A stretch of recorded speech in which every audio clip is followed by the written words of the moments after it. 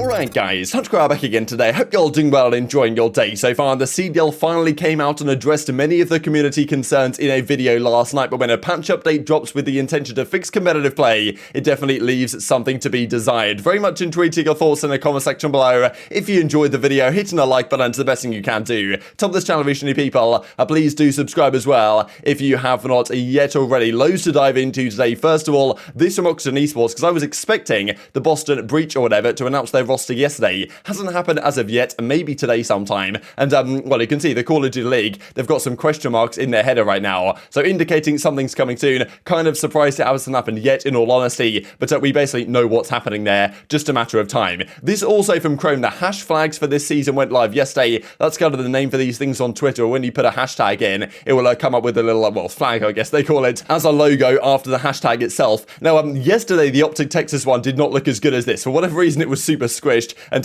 well, Gersh was joking about that. We'll have to look at it in a second. And anyway, quite a lot of these teams have one. Interestingly enough, there's 3 teams that Chrome couldn't find any for as of yet. One of them being Paris. I mean, who's surprised about that? One of them being Minnesota. And Boston, of course, haven't even announced yet. Some interesting stuff. I mean, OpTic Texas now is a hashtag. Most of these are the same from last year. One new one I think is actually really nice is from, well, from the New York subliners. Hashtag Stand Clear, which I guess is, you know, given they've got the whole subliners, subway type connection there with New York, that, you know, you've got to stand clear of the wrecking ball that is Crimsix coming through to take your lunch money. So, you know, there we go. I guess there's a pretty cool new one to add into the mix there. And, well, OpTic guys were tweeting about it as well. Hashtag OpTic Texas. This was the only one that looked kind of, well, kind of questionable. There was a, well, for whatever reason, it was super squished. I don't know why that happened exactly. And, well, Gersh was joking about it on the flag Twitter here as well, with the entire OpTic team squished into something, which thankfully isn't the case anymore. So they fixed it pretty quickly. So, well, quicker than the Cellium developers fixing some of these Call of Duty issues. We'll have a look at here in a few minutes' time. But to the CDL's credit, yesterday they came out with this video. With your help, we're committed to making the CDL 2022 season the best season yet. Sit down with our general manager Daniel Sight in the first ever community update. This is something we've been asking for quite a long time at this point. We just want to know, as a community, as fans, as the owners as well, right? And Hex and Nadeshot, like Hex for example, hasn't even been going to these meetings because he doesn't feel like his points actually ever get heard.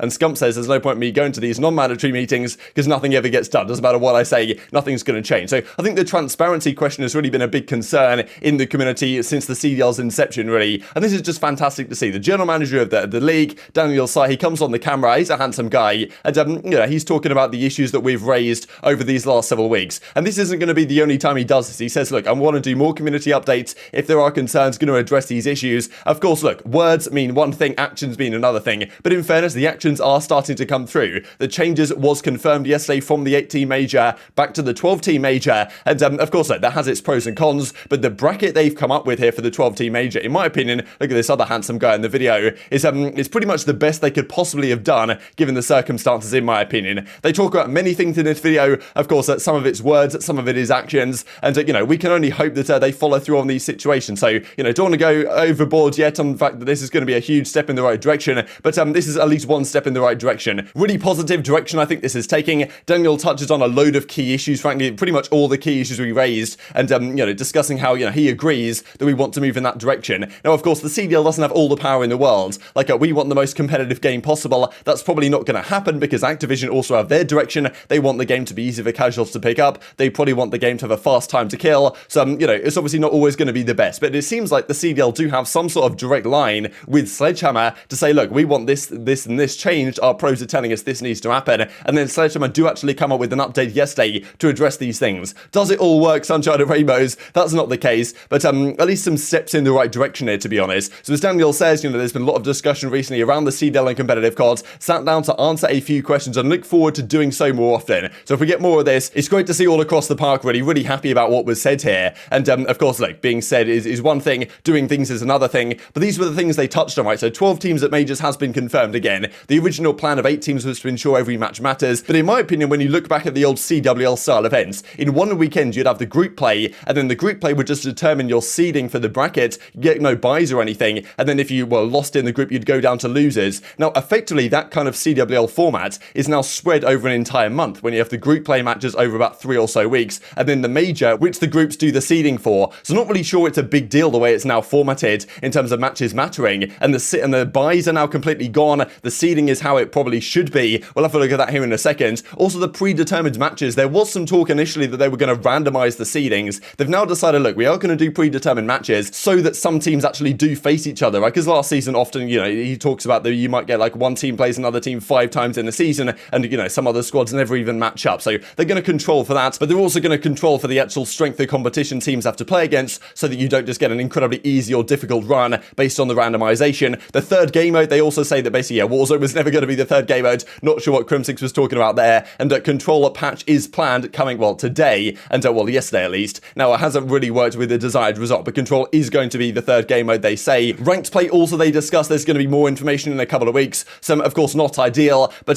still, you know, at least addressing the concerns that ranked play is a priority, needs to come earlier. They're going to do their best to work with Sledgehammer and Trike, I guess, to try and make that happen. They also said they were going to work with Sledgehammer to work on a silent plunk function in the game, and also like destructible elements being toggled. So good to see there is that kind of a power, I guess, for the CDL to go to Sledgehammer and say, look, we need this done, and I think it's going to happen. Now, whether it happens successfully, that's probably on Sledgehammer, really. Seems like the CDL are trying to do their best, though. This also was the key one to me, because for me, the number one issue is that the season just starts way too late. There's just such a lag time between the game coming out and the season beginning, and Daniel definitely says, look, he completely understands and agrees with that, and something they're going to do their best to improve on going forwards. Now, of course, it might depend on budget, right? They might have the yearly budget already assigned, therefore it's difficult to put an event in December if the budget is, you know, not being assigned for that time. I don't know how exactly it works, but still, even if next year they start a month earlier, and then the year after that they can start 6 weeks earlier than they do now, that would be a great step. Just good to see they're here, they understand, and you know, they're already acting on some of this stuff, because the 12-team major brackets, they've now announced the new format to what it's going to look like, and this is honestly, for a 12-team bracket, the best I think it could possibly be. I know some people are still complaining about this, and I get it, right? There's always going to be frustrations, things I guess could always be better, but in a 12-team league, I'm not sure how much better you can do than this. Like, this is pretty much all what we were asking for, right? There's no more buys for the majors, that every major is going to look like this. The seeding is going to be determined, of course, by the group play matches over the 3 weeks. Every team now goes to the major, and the top 8 teams start in winners round 1. There's no like buy for FaZe that they get into round 2 straight away and just have to win 3 series to win the whole tourney. Now they have to win 4 series, which of course, you know, it's still only 4 series, but at the end of the day, they played all the qualification and the group play matches anyway to put themselves in this position. So their advantage is they play the 8 seeds. This is a pretty substantial advantage, to be honest, given the fact that you guys might remember Black Ops 3 World Championship. OpTic lost in the group stages to Complexity. That meant that they had a difficult round 1 matchup against Envoy. They lost that, therefore they didn't win the entire tournament. So frankly, I think this is enough of an advantage to give the number 1 seed, and it also doesn't give any team too much advantage by just getting some straight free buys. And these teams at the bottom here, realistically, they're never going to win the tournament anyway, but it adds some greater storylines given the possibility is still there. So I think this is pretty much the best you can do with a 12-team league, and I'm really happy to see the move in this direction, to be honest. But we still have plenty more to discuss, because well, as Chrome points out, all 12 teams of the majors, these were some of the things that are officially going to be happening here going forwards, which definitely some steps in the right direction. A good positive day for Call of Duty that we've got to embrace them when they arrive at the present time. But unfortunately, it's not a solely positive day of action, because they do announce that changes are going to come, right? And the patch does come through. Now, a silent plight coming relatively soon, as Chrome points out. Spawn updates for Control in tonight's patch. So this is kind of the major thing that people wanted. Spawn updates for Control to be fixed.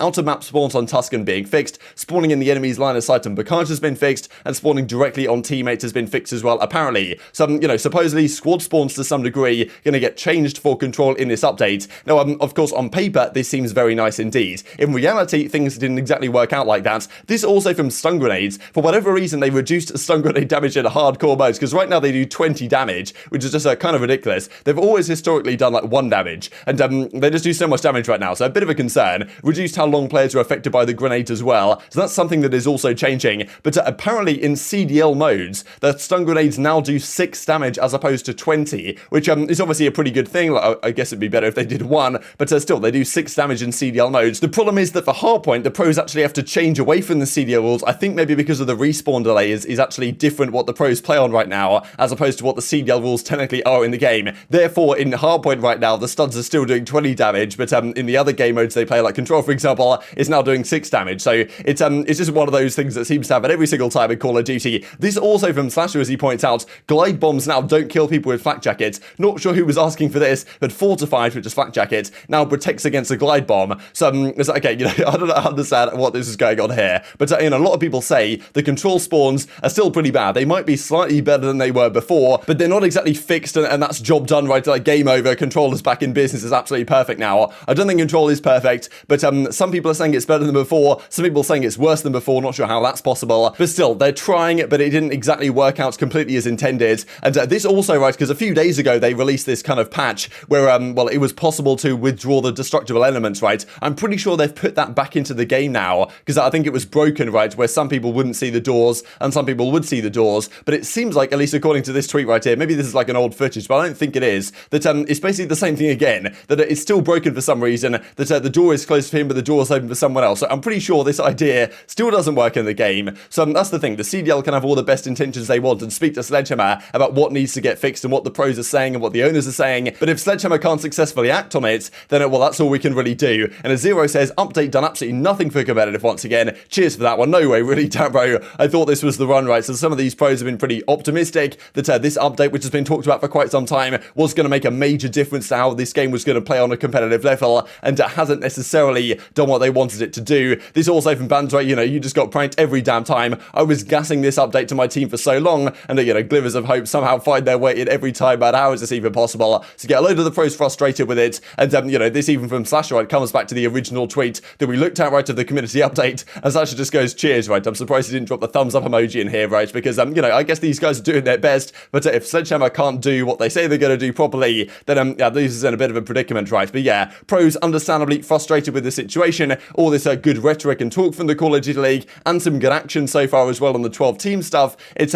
not necessarily translating into a better competitive game to play as of yet. And what that means for Control being played at the Kickoff Classic, that is another question in its entirety that may well have to be answered here in the coming days. And as Crone says, just to finish up the video, players actually fell up for the game-changing update for COM coming on the 11th once again, because, well, I guess it happened a couple of years ago in Modern Warfare when they were promised a major update, didn't really come to fruition, and, well, we might have a similar thing this time around here in Vanguard, but, you know, how surprising is it at the end of the day? But, yeah, some positive news, some, well, not exactly so ideal news, but I'm still trying to take some more positivity here into 2022. But very much intrigued to your thoughts on all this stuff in the comment section below. Hope you guys enjoyed the video. If you did enjoy it, hitting a like button tells the YouTube gods it's a good video, and it's like you should see it as well, and help grow the competitive Call of Duty community. Thank you much as always, take care, and I will see you next time. Why the late season start? The game launched, you know, all the way back in November.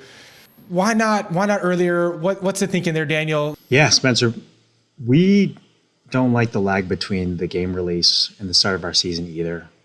We got to move that and get our competitive gameplay much, much sooner.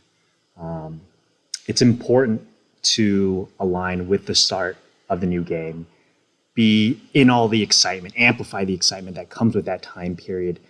We didn't do that this season. We need to fix that. That's going to be the North Star going forward.